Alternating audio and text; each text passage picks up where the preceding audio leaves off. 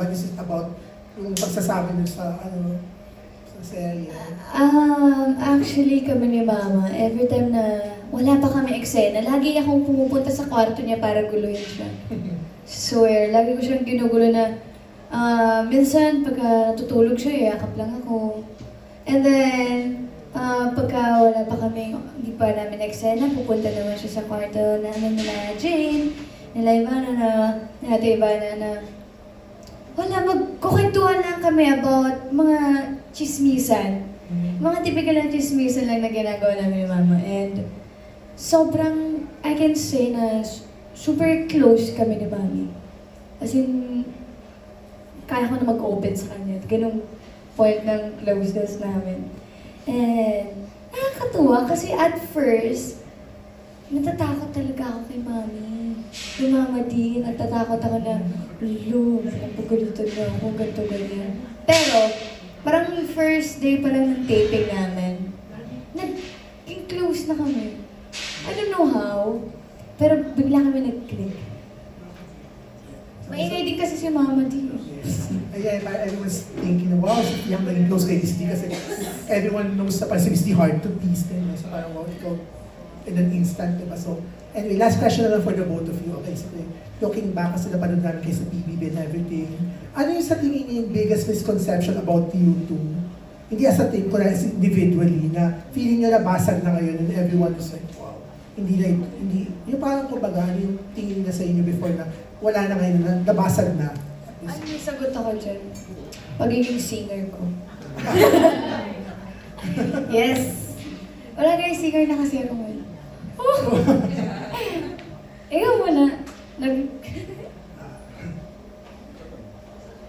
Yung pagiging nonchalant mo.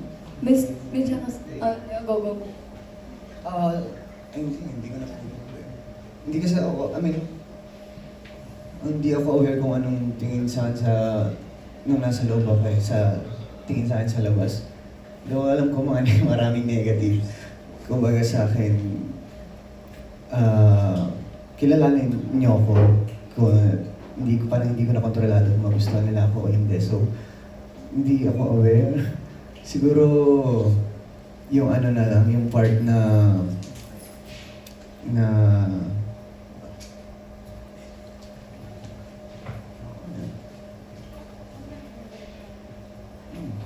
yun na lang, wala.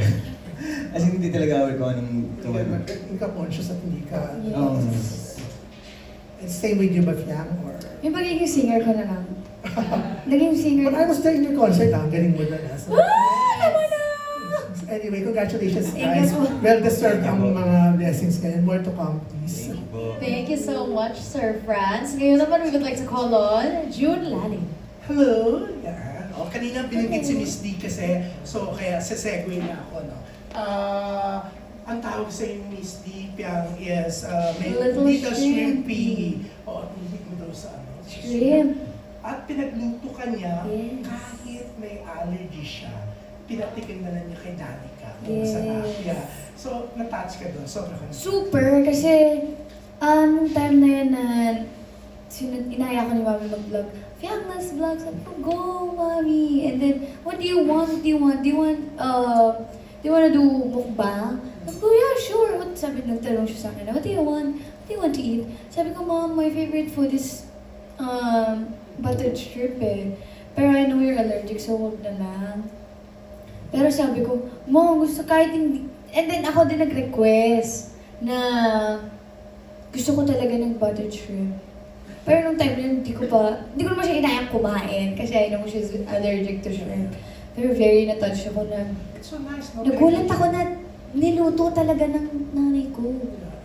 Yeah. Ang bongga, no, Piang? Kasi, linawin natin. Kasi may iba na, kasi tinanong si Miss D, tapos alam naman si Miss D, di ba? Kilala mo siya, parang nakaganon siya. Kala, nagtataray siya. Nakakaloka doon sa isang video, dinig ng kulay ng ibang mga intrigera, di ba? But she will never do that to you. Kasi No. nagmamalatikan niya sa amin eh. Yes, no, Grabe. never. At saka, yung mga...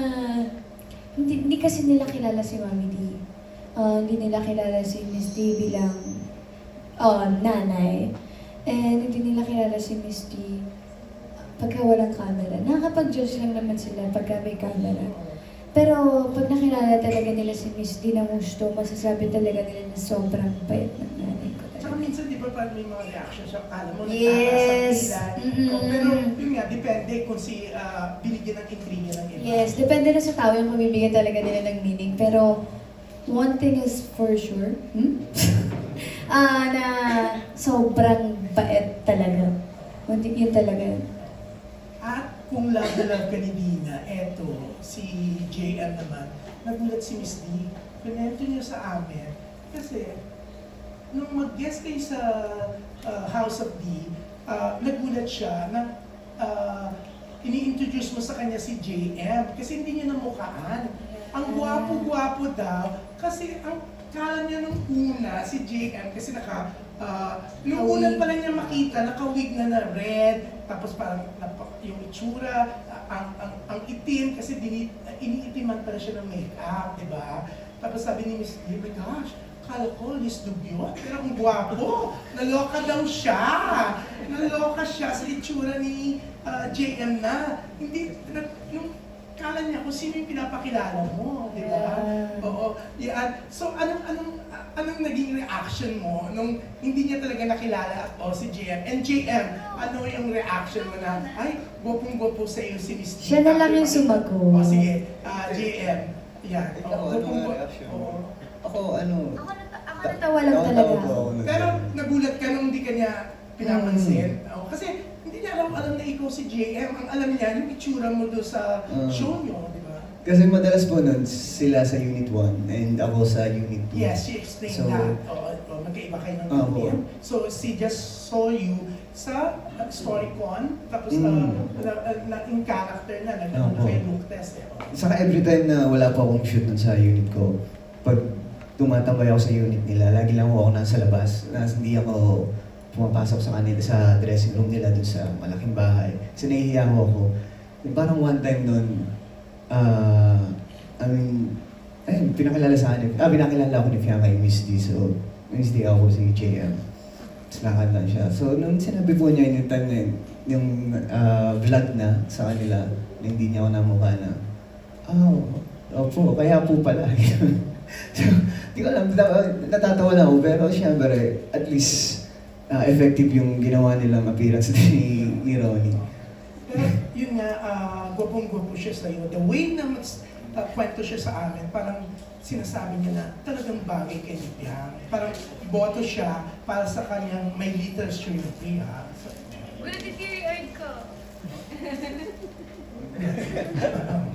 parang na-touch ka. Nahihiya po yan pagka ganyan. Nahihiya na siya sagutin. Pero gwapo mo naman talaga. Diba? For Miss D to say that, diba? Sabihin mo na. Yes, I. Thank you pa naman kay Miss D. And ako na-appreciate ko sobra. Hindi ko na lang paano po i-take, pero na-appreciate ko po. Pero yun nga, syempre si Miss D kasi, kilala nga siya ng mataray, no? May mga inireklamo na rin siyang mga young stars na naging co-star niya, na may mga attitude, di ba? Pero kayong dalawa, puri-puri siya sa inyo, di ba? Sobra niyo na-appreciate yun. Sobra, as in sobra po. And kahit ako, una pa lang, hindi ko rin expect na ganun yung closeness nila ni Fiang na grabe. Talagang nag-click kayo. Hindi, walang script yan. As in, isa rin ako sa hindi nag-expect nun. So, ramdam na ramdam ko kung gaano ka-lalim yung band nila as mag-ina. May script man o wala. Pero nangangahulugan kasi yun na, mabait kayo, di ba? For Miss D na talaga nagustuhan kayo na siya pa nagkukwento sa press, di ba? Yan. So, siyempre, kaya kami nga lalo namin kayo na-appreciate, di ba? Yan. Thank you po. Thank you. And Thank siyempre, you. good luck and siyempre, congratulations sa latest movie. No? Thank Si you. Miss Rosel and si Kit Monteverde, grabe. Grabe na. Sabi niya, third week na, malakas pa rin, ang dami pa rin nagpapascreening. May mga screening na talaga namang sold out. And they're very, very proud of the Congratulations. Thank you po. Thank you so much, Sir June. Ngayon naman,